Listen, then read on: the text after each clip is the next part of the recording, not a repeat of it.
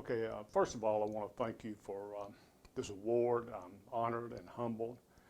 It being the Roy Martin Lifetime Achievement Award naturally means a lot to me because of all of Roy's many accomplishments.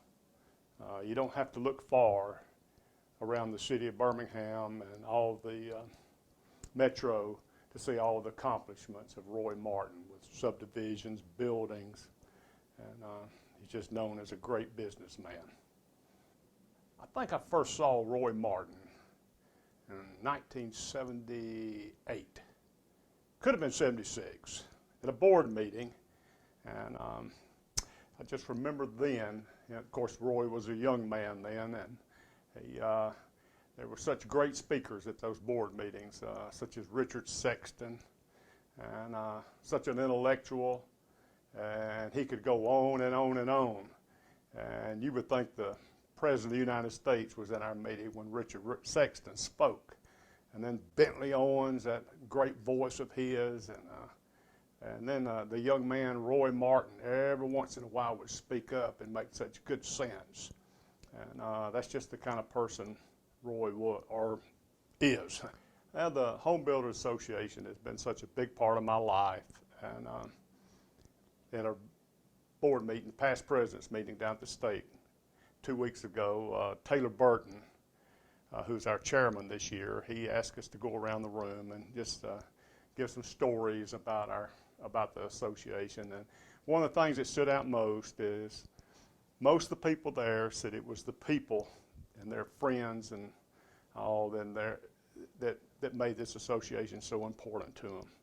And I fit in that category. I wished I could tell you something about the future, but I can't. So all I can do is just tell you a few things about the past and things that just stand out to me about this association. Let's see, I was working for Al Autry back in 1962 or 3 in a parade of homes, and I was over in, I think it was around Vestavia, between Vestavia and Homewood. There was a parade village, and I was cleaning his houses, and a lady pulled up, and her name was Viva Chumbler, and she had a silver Cadillac, silver hair, and a silver dress, and silver shoes. And she said, "Hey, young man, get over here and put these signs up." And I said, "Well, ma'am, I'm working for Al Autry." And she said, "Al Autry knows what you're doing. Get over here and nail these signs up." So I put all the parade signs up in the neighborhood that year. All right, again, I wished I could tell you something about the future, but I'm going to have to tell you another old story. And let's see, I think it was in 1974, we had a barbecue up at Logan Martin Lake. And so my dad, he was one of them that would stay up all night cooking barbecue, and they would smoke cigars and chew tobacco and drink whiskey all night. And but I heard they was going to have a tennis tournament, and I had played tennis once with my mother. She gave me an old racket, a wooden racket that she had gotten with S&H green stamps, and so I'd only hit a few tennis balls with her before. So I didn't even know what you're supposed to wear when you play tennis. So I went by Hibbett Sporting Good, and I bought a pair of gym shorts and a red bandana and a gym shirt, and I had a pair of old black tennis shoes. And I went out there, and man, these guys were dressed in white, and they had on these great, had these great rackets. And my dad walked over to me, and he said, "What are you doing?" I said, "I'm going to play tennis." He said, "You're going to play tennis?" So anyway, and a couple of the guys asked me, they come up to me and they say, "Well, where'd you get those tennis clothes?" And but anyway, that was my first experience to ever play tennis, and it just kind of stuck out because I didn't even know what you were supposed to wear. Okay, I understand Bill Crawford is here tonight, and I just want to say hello to Bill and Ann. When Bill came here in 1992, he was, I don't even think that Leah or Barrett had arrived yet. I think it was just Bill and Ann. And Bill, it was like his family was part of this association because, and I hope I'm right on this, I think both children, well, I called Taylor this morning and asked him, and we think that Barrett was born here after Bill became the EO. But I got real close to Bill and his family, and it was just a great time, and he was such a big help.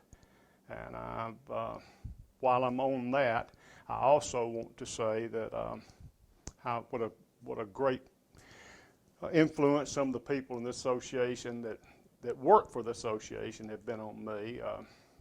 There was Miss Acton. Then there was, of course, Mary and Phil Beasley. And there was Hilda. And during the years that I was on the board and as president, man, they were just always such a great help. And Bill Crawford just added to all of that. And talking about people in our association that work for the association is to help make this such a great place. I mean, how could you leave out Russell Davis? And I mean, he's the king, he's the czar, and he wouldn't appreciate me saying that, but all that he's done for the association and our work comp fund, it's just been unbelievable.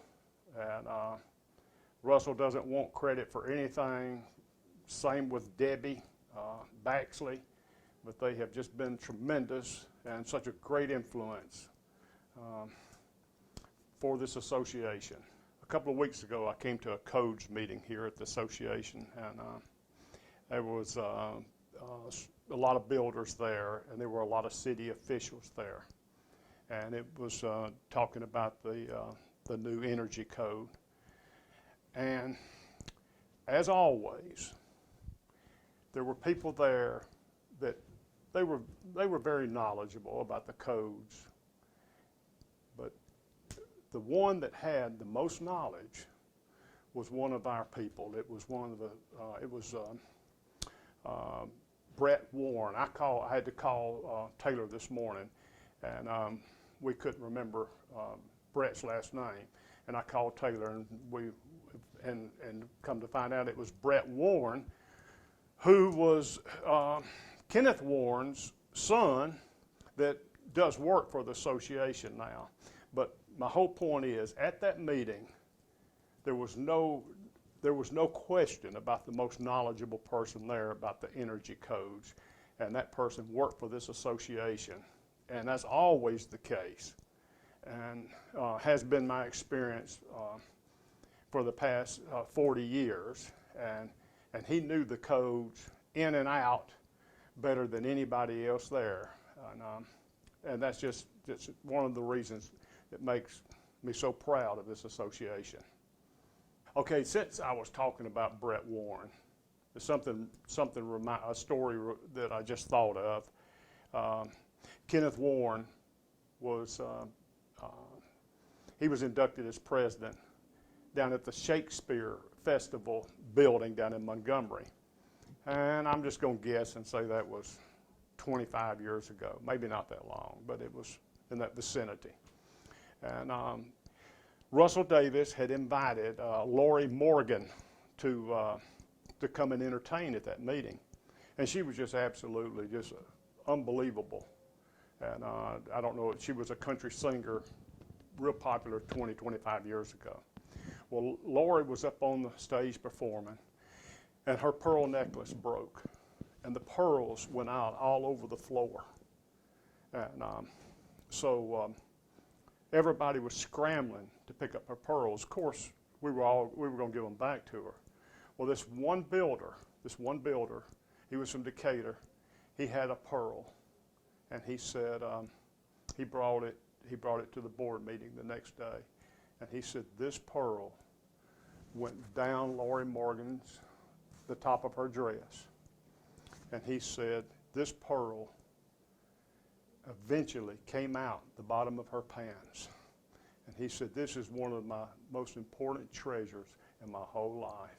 And anyway, that's the kind of things that has happened over the years at some of our meetings that just stand out. I want to thank Taylor Burton and the nominating committee for nominating me for this award. And it means a lot because I know some that have already had this award, and then also there are so many that that should receive this award someday.